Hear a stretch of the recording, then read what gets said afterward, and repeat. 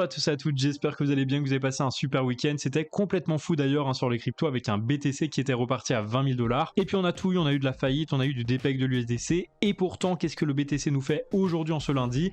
Il repart à la hausse en direction des 24 000 $. Et attention parce que là on est sur du plus 10% en 24 heures, sur un mouvement explosif qui pourrait bien provoquer la cassure enfin de la résistance des 25 000 $. C'est ce qu'on va voir aujourd'hui dans cette vidéo. On va également analyser l'Ethereum qui nous fait du plus 5,55%, donc en 24 heures, il repasse au-dessus des 1660 $. On va voir également ce qu'on peut viser pour les prochaines heures ou les prochains jours. Allez, c'est parti. Allez, comme toujours, on commence donc cette analyse par le Bitcoin en daily qui évolue depuis très longtemps à l'intérieur de ce long range de consolidation depuis le mois de juin 2022, donc ça fait presque un an, qui ne parvient pas à recasser la zone très importante des 25 000 $. Donc on évolue entre les 25 000 $ et les 15 000 $. Et pour l'instant, on a quand même plus de proba de casser à la hausse les 25 000, tout simplement parce qu'ici on a fait une rotation partielle sur le milieu du range. On s'est resservi donc de la Tenkan, de la Kijun et du nuage pour du support, et donc de cette zone très importante des 20 000 $ également en support. Donc plein de supports sur le chemin qui pourraient nous permettre enfin d'aller casser avec de la force cette zone des 25 000 $. Bien sûr, tant que c'est pas cassé, on peut toujours être rejeté à aller recasser le milieu du range à la baisse,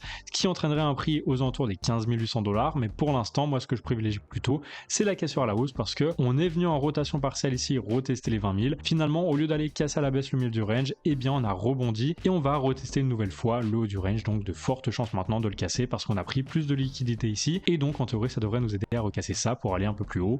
Pourquoi pas aller chercher les 31 500 $ qui correspondent au prochain niveau de résistance très important. Alors ce qu'il faudra observer dans les prochaines heures, ça va être la cassure potentielle de cette zone des 25 000 $, parce que si on la casse, on ira déclencher notre objectif à 31 400 même en H4, qui correspond à la hauteur de ce pattern d'élargissement descendant angle droit. Bien sûr, si on est rejeté sur le haut ici du pattern à 25 000, par contre, attention parce qu'on pourrait très bien être rejeté et aller rechercher une nouvelle fois les 19 600 $. Et là, attention parce que si on vient rechercher ça, on aura cette fois-ci de très fortes chances par contre de recasse à la baisse pattern en direction d'une target beaucoup plus basse que je mettrai bien sûr à jour en temps voulu. Pour l'instant, on vise une cassure à la hausse, mais tant qu'on n'a pas cassé à la hausse, on peut attendre une cassure à la baisse. Il faut s'attendre à tout, il faut prévoir les deux scénarios, même si on va plutôt vers une cassure vers le haut à mon avis. Donc voilà, n'hésitez pas à me dire dans les commentaires si vous pensez qu'on va enfin parvenir à casser les 25 000 $ pour tester les 30 000 voire les 31 400, ou si on va être rejeté encore une fois à 25 000 pour piéger toutes ces personnes ici qui étaient rentrées en short, finalement aller chercher leur stop loss pour mieux repartir à la baisse et aller chercher cette fois-ci une target beaucoup plus basse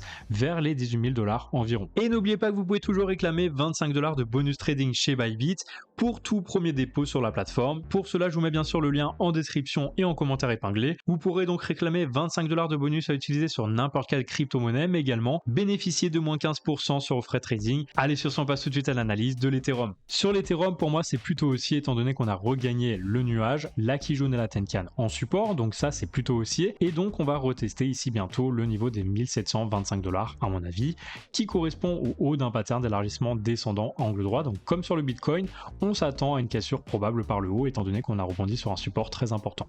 Donc si on casse à la hausse, on ira chercher au minimum bien le niveau des 2000 $, qui est un niveau quand même psychologique, et si on casse cette résistance psychologique, on ira ensuite chercher les 2129 $ qui correspondent à la hauteur à la sortie du pattern, reporté à là où on va le casser. Là encore une fois, on a le nuage qui est passé vert, on s'en servira donc en support avec la Tenkan et la Kijun, et la Chikuspan qui casse également le nuage. Donc pas mal de zones de support qui devraient permettre au prix de rebondir, même si on revenait chercher des niveaux un peu plus bas pour finalement repartir à la hausse. Allez, c'est la fin de cette analyse, merci à vous de l'avoir regardé. N'oubliez pas de laisser un like sous cette vidéo si elle vous a plu pour encourager la chaîne. N'hésitez pas également à laisser des commentaires si vous avez des questions. Allez, sur ce, je vous souhaite une très belle fin de soirée, je vous dis à très bientôt pour un nouveau point crypto.